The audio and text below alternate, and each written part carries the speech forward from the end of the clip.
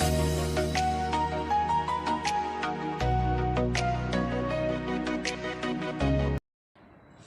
morning students. Today I will start our first chapter in civics. Our topic is democracy and equality. लोकतंत्र और समानता। इस chapter में हम ये पॉइंट्स को पढ़ने वाले inequality versus equality, democracy and equality, ancient Greece, England, the United State of America, ये टॉपिक हम कवर करेंगे। लेकिन इस टॉपिक को कवर करने से पहले हम एक आपको स्टोरी सुनाएंगे जो इन टॉपिक से कोरिलेट करेगी। Both Ratan Singh and Ratan Kumar were born in India. Ratan Singh और रतन कुमार दोनों भारत में पैदा हुए। Both were very bright kids since beginning, शुरुआत में ही दोनों बहुत ही ब्राइट किड्स थे। Ratan Singh was born in and affluent family. Ratan Singh एक बहुत ही संपन्न परिवार में पैदा हुआ। He studied in the best school of the country. उसने जो अपनी स्कूल की शिक्षा थी वो देश के सबसे अच्छे स्कूल में प्राप्त की।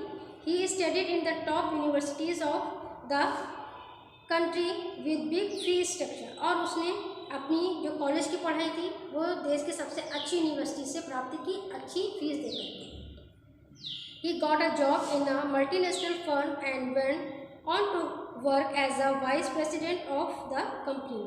और उसको जो जॉब मिली वो भी एक मल्टीनेशनल कंपनी मिली। और किस पोस्ट पे मिली? वाइस प्रेसिडेंट की पोस्ट उसको मिली एक कंपनी में, मल्टीनेशनल कंपनी में। उसी जगह Ratan Kumar grew up in a small lower class family. उसी जगह जो रतन कुमार था वो गांव में एक लोअर क्लास फैमिली में पैदा हुआ था। They did not have much money, उसके पास बहुत ज़्यादा पैसा नहीं था। दस ही studied in the small school, इसलिए उसने अपने जो स्कूल की पढ़ाई थी वो छोटे से स्कूल में पूरी की। He could not go to a big university, वह बहुत बड़ी यूनिवर्सिटी में नहीं जा सका। But he was a talented man, लेकिन वह बहुत ही टैलेंटेड था। And got a good job in a small software company, और उसने भी एक बहुत अच्छी जॉब प्राप्त की, इसमें एक छोटे से सॉफ्टवेयर कंपनी में। वन डे, एक दिन, both of them visited the same hospital for a checkup with a doctor. एक दिन क्या हुआ कि हॉस्पिटल में दोनों एक साथ अपने हेल्थ चेकअप के लिए गए। Both needed immediate medical attention, दोनों को ही बहुत जल्दी मेडिकल अटेंशन की आवश्यकता थी। The hospital was full of the patient and everybody was waiting for his और हर टर्न। हॉस्पिटल जो था वो पेशेंट से भरा हुआ था और सभी लोग अपने टर्न की, अपनी बारी की प्रतीक्षा कर रहे थे। Along with everyone, Ratan Kumar was along waiting in the Q. सभी लोगों की तरह जो रतन कुमार था वो भी लाइन में खड़े होकर के अपने मतलब अपने क्या कहते हैं समय के आने का इंतजार करने लगा। Ratan Singh arrived on an hours later than Ratan Kumar. Ratan Kumar जो था, रतन सिंह जो था वो रतन कुमार के 1 घंटे बाद पहुंचा। मतलब रतन कुमार जो था वो पहले पहुंचा, जो रतन सिंह था वो उसके आने से 1 घंटे बाद पहुंचा। Ratan Singh, the doctor was informed about his arrive, और उसने क्या किया, अपने आने की इन्फॉर्मेशन जो है डॉक्टर को पहुंचाई। And she was quickly called in for the checkup, और जल्दी ही उसे चेकअप के लिए बुला लिया गया। The rest of the patient kept waiting in a queue, while Ratan Singh did not have to wait for queue and got an immediate treatment। जबकि उसी जगह क्या हुआ कि सभी लोग अपने बारी का इंतजार करते रहे और रतन सिंह पहले आया और अपना चेकअप करा करके बहुत जल्दी से चला गया। लेकिन Ratan Singh did not have to wait, Ratan Singh को ज़्यादा वेट नहीं करना पड़ा लाइन में खड़े होकर के अपने ट्रीटमेंट के लिए। ठीक है, तो इस स्टोरी में आपको क्या समझ आ रहा है? ये स्टोरी जो है आपको इक्वालिटी की ओर दर्शा रही है या इनइक्वालिटी की ओर दर्शा रही है? तो ये इनइक्वालिटी की ओर दर्शा रही है। क्यों? क्योंकि इसमें ये दिखाया जा रहा है कि जो मतलब पावरफुल है, ठीक है ना, जो पूरी तरीके से स्ट्रॉन्ग है फाइनेंशियली, उसको किसी भी चीज़ के लिए वेट करना नहीं पड़ता है। और जो थोड़े से मिडिल क्लास हैं या जो थोड़ा सा उससे भी नीचे हैं, उनको हर एक चीज़ के लिए इंतज़ार करना पड़ता है, उनको समान अपॉर्चुनिटी नहीं मिलती है। ठीक है ना, ये स्टोरी आपको आगे भी कोरिलेट करेगी चैप्टर से। अब आपका पहला पॉइंट है इनइक्वालिटी वर्सेस इक्वालिटी, असमानता बनाम समानता।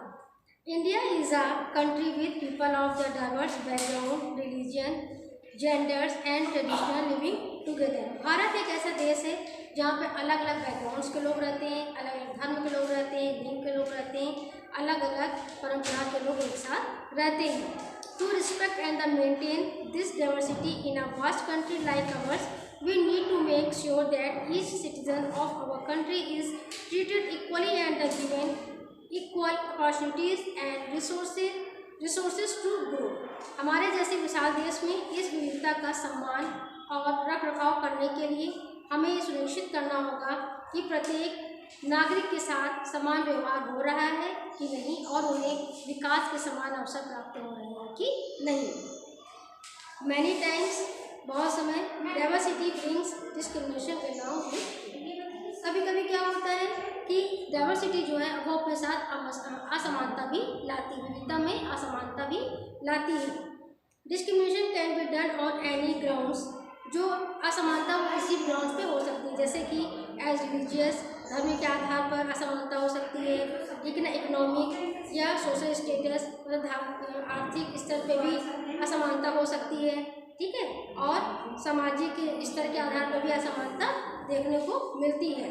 This leads to the inequality. इससे क्या होता है, इससे असमानता, इसके कारण क्या आती है, असमानता आती है। A group of the people get favoured by the others are not given similar opportunity.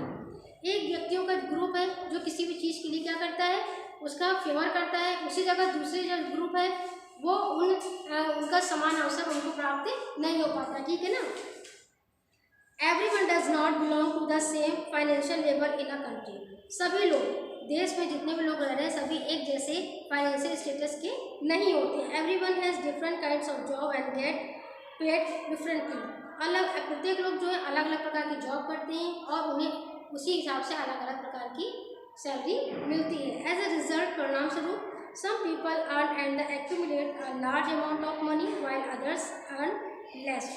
परिणाम स्वरूप क्या होता है, जो भाई जैसे जॉब लोग करेंगे उसी के अकॉर्डिंग लोगों को सैलरी मिलती है, ठीक है ना। तो परिणाम स्वरूप क्या होता है कि कोई तो बहुत ज़्यादा धन को अर्जित कर रहे हैं और कोई ऐसे भी हैं जिनको काम तो वो भी कर रहे हैं, बट उसके जो उनको पेड किया जाता है तो बहुत ही लिटिल मनी उनको पेड की जाती है।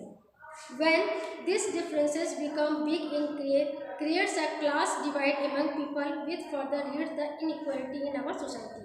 अब जब ऐसा होगा तो क्या होगा, ये when these differences, जब इतने differences देखने को मिलेंगे तो becomes big, ये इतने बड़े differences जब हो जाते हैं तो सोसाइटी में क्लास डिफरेंसेस अपने आप क्रिएट हो जाता है। जैसे लोअर क्लास, अपर क्लास, ठीक है ना, इस प्रकार के क्लासेस में क्या होने लगता है, ये डिफरेंसेस देखने को मिलते हैं। Next, democracy and the equality, लोकतंत्र और समानता। In a democracy government people themselves elect their leaders to govern their nation.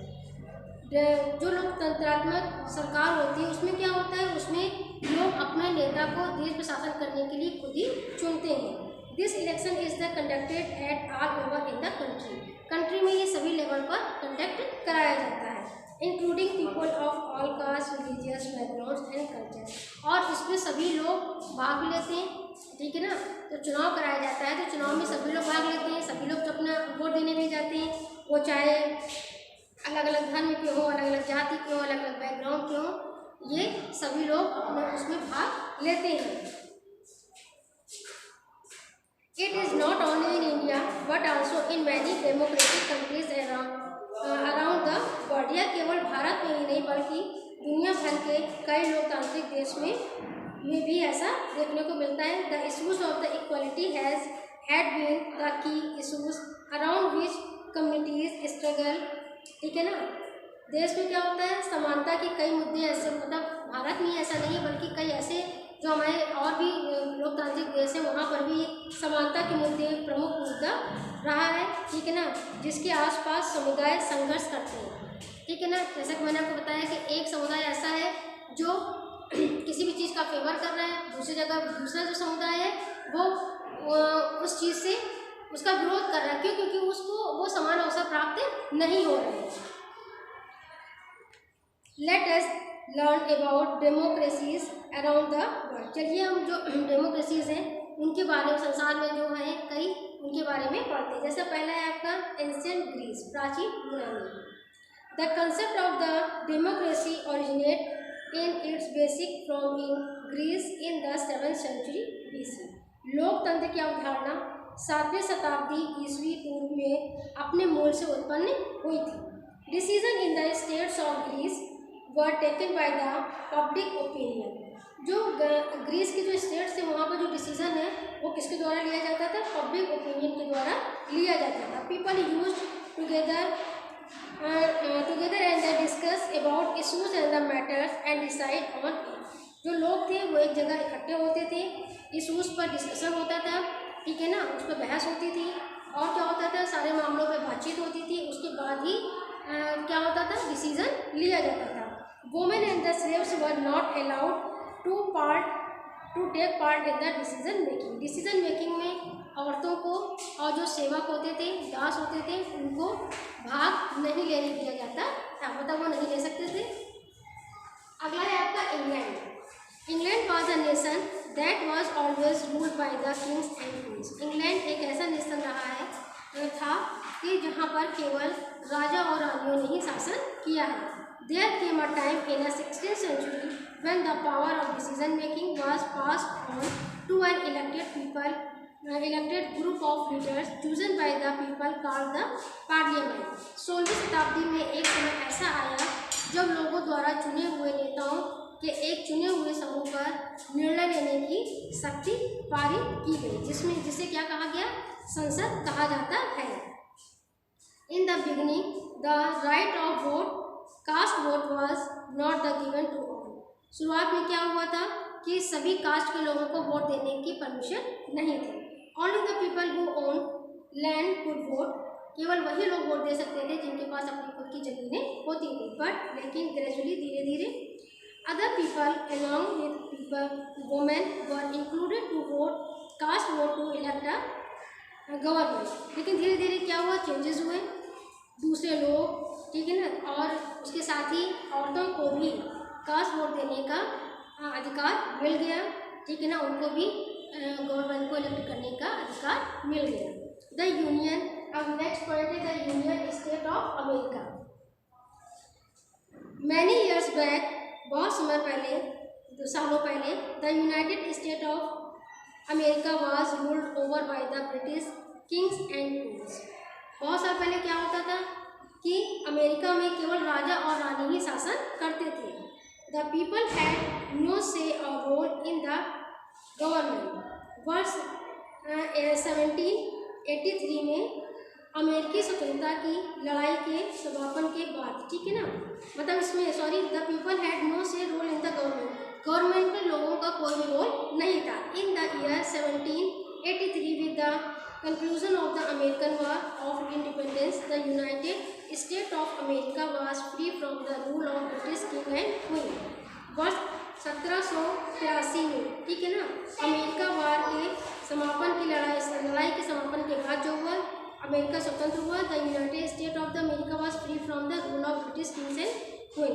फिर वहाँ पे जो राजा और रानी का जो शासन बराबर चलता रहता था वो पूरी तरीके से समाप्त हो गया. The world first ever written constitution was adopted by the USA. संसार का सबसे पहला रिटन जो आपका कॉन्स्टिट्यूशन है, संविधान है, वो यूएसए द्वारा अडॉप्ट किया गया. It became a democratic country. और यह एक डेमोक्रेटिक कंट्री बन गई. तो स्टूडेंट्स, आज आप लोगों ने फर्स्ट चैप्टर में इन टॉपिक्स के बारे में पढ़ा और अगले नेक्स्ट वीडियो में हम लोग बात करेंगे ह्यूमन डिग्निटी के बारे में बात करेंगे और governmental initiative to promote equality के बारे में बात करेंगे. और इन पॉइंट्स के रिगार्डिंग आपको कोई भी प्रॉब्लम होती है या कोई भी क्वेरी हो तो आप व्हाट्सएप के थ्रू मुझसे पूछ सकते हैं. Okay class.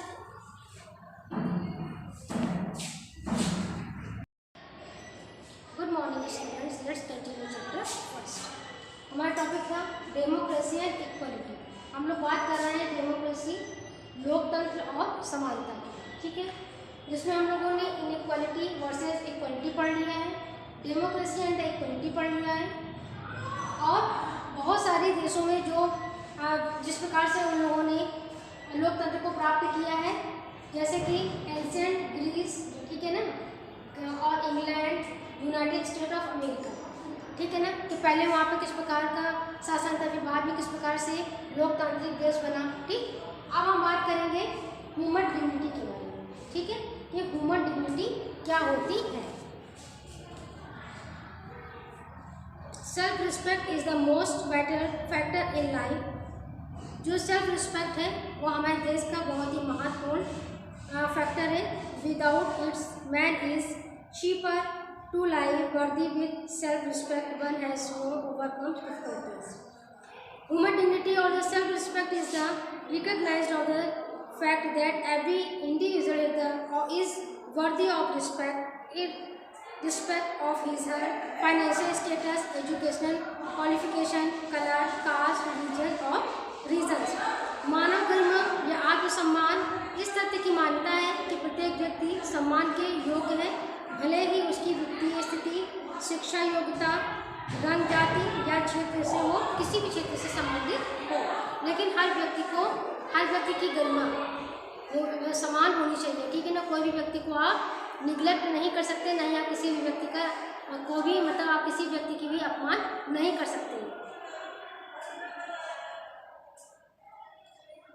The equality and the justice irrespective of one's status is the foundation of any democracy, and this equality and the justice protect the human dignity of the citizen. समानता और न्याय किसी भी स्थिति के बावजूद किसी भी लोकतंत्र की नींव है, और यह समानता और न्याय नागरिकों की मानवीय गरिमा की रक्षा करता है। अगला पॉइंट है आपका government initiative to promote equality. ये हमारे जो गवर्नमेंट है उन्होंने इक्वालिटी को प्रमोट करने की शुरुआत की है। वो कैसे उन्होंने शुरुआत की है? No government can work without challenges. कोई भी सरकार हो बिना चैलेंजेस के काम नहीं कर सकती, उसके सामने बहुत से चैलेंजेस होती है, बहुत सी चुनौतियाँ होती हैं। Are democratic government to face various challenges. एक डेमोक्रेटिक गवर्नमेंट बहुत से चुनौतियों का सामना करती है। Constitution talks about the equality, but still the government face many challenges to implement the basic provisions of the Constitution. संविधान समानता की बात करता है, लेकिन फिर भी सरकार को संविधान के मूल प्रावधानों को पारित करने के लिए बहुत सी चुनौतियों का सामना करना पड़ता है। It has taken step in the past and still working to maintain the unity, dignity and equality as per the constitution in our country through law and the various schemes.